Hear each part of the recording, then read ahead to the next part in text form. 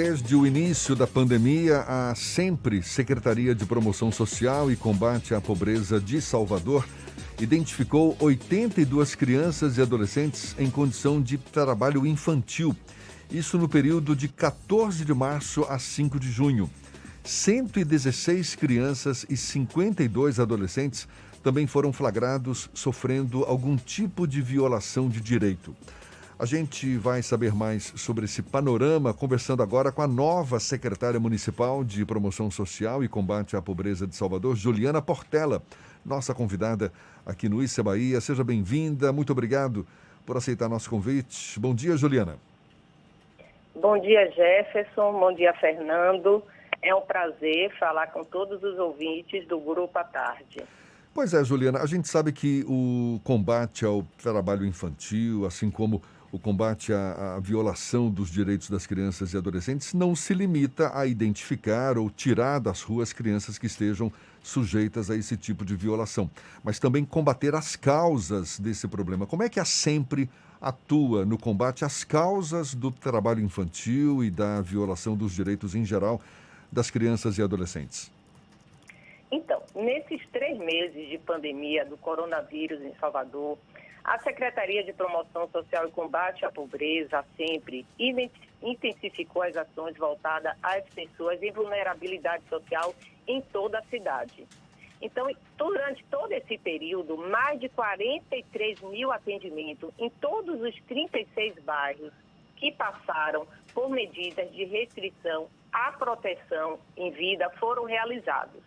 Não só em relação ao combate ao trabalho infantil, mas em todas as situações de violação de direitos. Então, a SEMPRE atua especificamente em relação a crianças e adolescentes em situação de trabalho infantil, com as equipes de abordagem social, identificando essas situações e notificando imediatamente ao Conselho Tutelar e aos CREAs, que são Centros de Referência Especializados da Assistência Social, que então adotam as providências necessárias em relação a essas situações. Mas a SEMPRE também entra no mérito da questão, ou seja, o porquê de ainda a persistência do trabalho infantil, de famílias que não respeitam os direitos das crianças e adolescentes, ou se limita a identificar os casos, fazer a denúncia ao Conselho Tutelar para que esses casos deixem de existir? Não, a gente entra no mérito, sim, a gente faz essa abordagem, faz essa identificação, cuida dessa família, mas a SEMPRE não tem uma autoridade como os conselhos tutelares têm.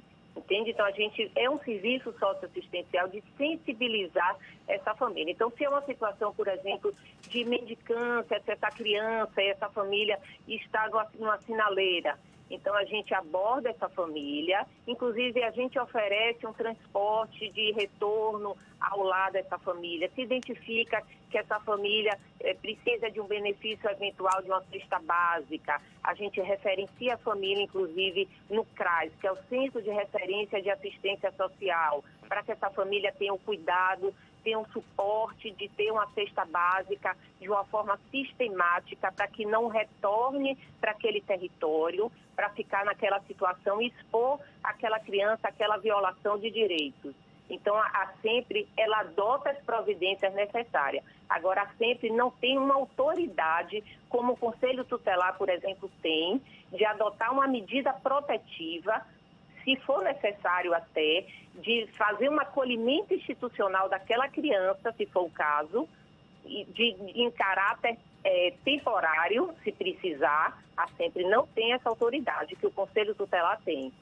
Entende? Mas a gente comunica e acompanha isso junto ao Conselho Tutelar.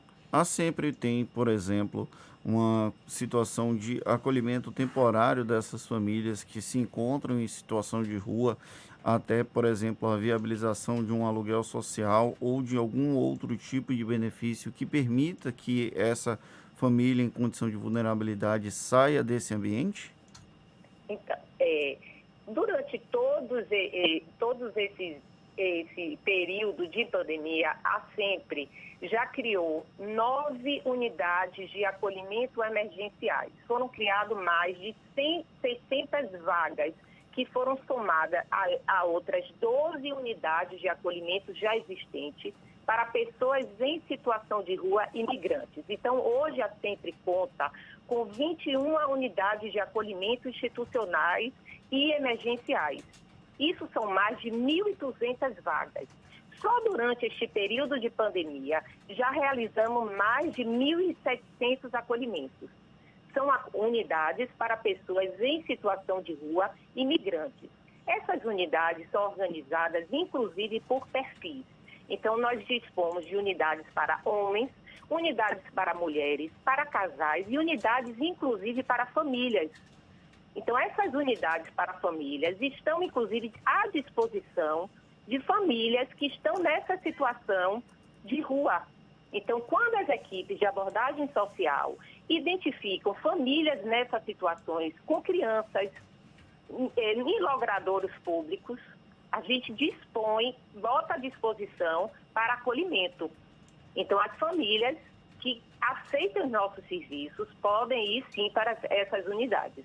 Hoje, a Sempre dispõe dessas unidades e hoje nós temos vaga. A nossa orientação e a nossa, inclusive, a orientação que tem é que as famílias não fiquem, porque é um período de pandemia, o isolamento social que está posto para as nossas famílias, a orientação também é para as famílias em situação de rua que não fiquem expostas ao risco social e que vá para essas unidades de acolhimento. Juliana, já é perceptível um aumento no número de crianças e adolescentes ou de famílias em condição de vulnerabilidade social por conta da pandemia ou ainda não se chegou a essa estatística? O que a gente tem observado? A gente tem observado um aumento do fluxo migratório aqui para a metrópole, né? Por conta mesmo do desemprego. A gente tem observado um fluxo de pessoas em situação de rua, um aumento. As pessoas, por conta dos efeitos da pandemia, do desemprego, têm ido para a situação de rua. Por isso que houve, inclusive, uma preocupação da gestão em aumento dessas unidades emergenciais. Então, a gente tem aumentado o número de unidades emergenciais para ofertar um número maior de vagas, sim, porque a gente tem identificado que as pessoas têm ficado desempregadas, até por conta disso, que agora o prefeito ACM Neto prorrogou o programa Salvador por Todos, já por mais um mês. Então está garantido o Salvador por Todos para trabalhadores informais, 10 categorias de trabalhadores informais, entendendo que o efeito da pandemia vai se perdurar por mais um tempo. Então a gente tem identificado, sim, as pessoas estão sem suas rendas para prover suas necessidades básicas de sobrevivência. Então, isso tem refletido também no aumento do número de pessoas em situação de rua. Aquelas caravanas de pessoas que faziam as doações, a gente observa que também diminui. Então, a Sempre tem feito aporte, inclusive, a organizações da sociedade civil, dando cesta básica, dando kits de higiene pessoal, kits de limpeza, abrigos de idosos, abrigos de crianças e adolescentes, abrigos de população em situação de rua. Então, a gente observou isso, que tem aumentado o número de pessoas em situação de rua pelo fluxo mesmo migratório. Salvador é a metrópole do estado, então as pessoas entendem que aqui é mais fácil vir à procura de emprego, vir à procura dos bicos. Então, a gente tem aumentado. Mas a Sempre também tem aumentado a sua atuação. Então, os serviços de abordagem social, os CRAs itinerantes, os centros POPs, eles estão dia e noite. A gente tem atuado desde o início da pandemia, distribuindo cestas básicas, distribuindo refeições. Hoje a Sempre tem 5 centros de distribuição de refeições. Esses centros distribuem 500 refeições por dia. São quentinhas e kit lanches. Se localizam em 5 pontos estratégicos da cidade: Pau da Lima, São Tomé de Paripe, Barris, Itapuã e Barroquinha. além da distribuição das quentinhas, na Barroquinha e ali no estacionamento do São Raimundo, a gente tem o banheiro e a lavanderia. Então, são pontos estratégicos que, além da pessoa em situação de rua, famílias em vulnerabilidade têm a possibilidade de lavar suas roupas e também fazer uma higiene pessoal. O apoio... São pontos importantes, é um apoio importante para a pessoa. E a gente tem observado que não só pessoas em situação de rua fazem uso desses espaços, mas também famílias em vulnerabilidade. Um número significativo de idosos, um número significativo de pessoas com deficiência, inclusive da comunidade ali no entorno.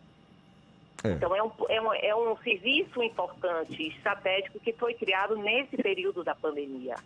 Agora, por conta dessa pandemia, o apoio dado às famílias, certamente essas famílias mais vulneráveis, certamente ganha uma importância muito maior, um desafio muito maior. Tomara que a Sempre continue com recursos suficientes para dar conta de demanda tão grande como essa que deve estar ocorrendo agora por conta dessa pandemia. A gente agradece muito a participação de Juliana Portela, secretária municipal de Promoção Social e Combate à Pobreza de Salvador, nova secretária da Sempre. Juliana, muito obrigado e um bom dia para você. Estamos à disposição, inclusive, para falar da nossa retomada social, que a gente já se prepara aí, a prefeitura toda já se prepara para a retomada social, as ações já estão sendo planejadas para dar suporte a toda a população no pós-pandemia.